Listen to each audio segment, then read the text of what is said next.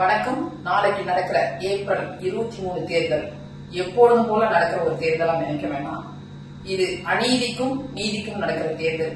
நீதியின் பக்கம் அதிமுக இருக்கு, அநீதியின் பக்கம் திமுக இருக்கு.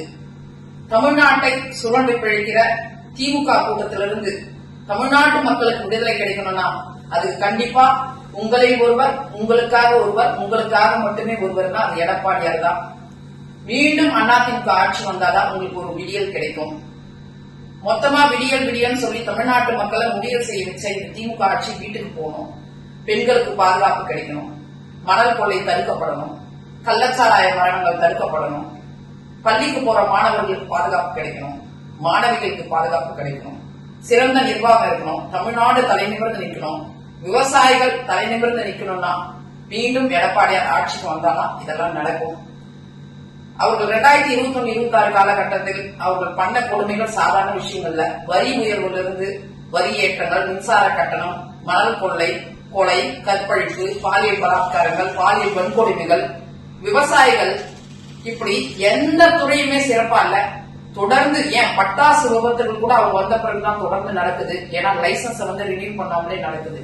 இப்படி அமைப்பு சாரா தொழிலாளர்கள் இருந்து, விவசாயிகள் இருந்து, பெண்கள் இருந்து, குடும்ப பெண்கள் இருந்து, தொழிலாளர்கள் வரைக்கும், தொழிற்சாலைகள் வச்சிருக்கிற முதலாளிகள் வரைக்கும் இன்னைக்கு படாத அவஸ்தைகள் பட்டு இருக்கோம்.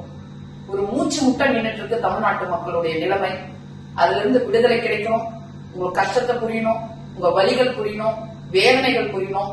எதற்காக உண்மையா இருக்கணும் இல்லையோ, எடப்பாடியார் கொண்டு வந்த 7.5% மீண்டும் ஆட்சி வந்தா 10% சொல்லியிருக்காரு. கிட்டத்தட்ட 4000 மாணவர்களுக்கு மருத்துவ கல்வி எட்டாக்கணியா இருந்துச்சு.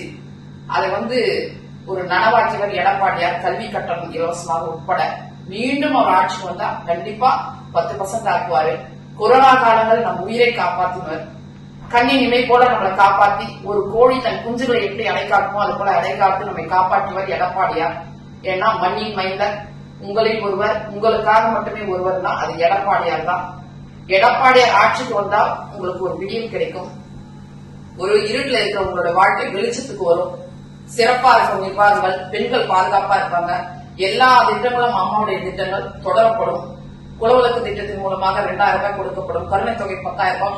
அது கொடுத்த அத்தனை வாக்குறுதிகளும் சிறப்பான வாக்குறுதிகள். எல்லா சார்பு மக்களுக்கான ஒரு வாக்குறுதி, பெண்களுக்கான வாக்குறுதி. சொல்ல போனா 33% பெண்களுக்கு இடஒதுக்கீடு கிடைக்க கூடாதுன்னு அதுக்கு எதுக்காக ஓட்டு போட்டவங்க திமுக.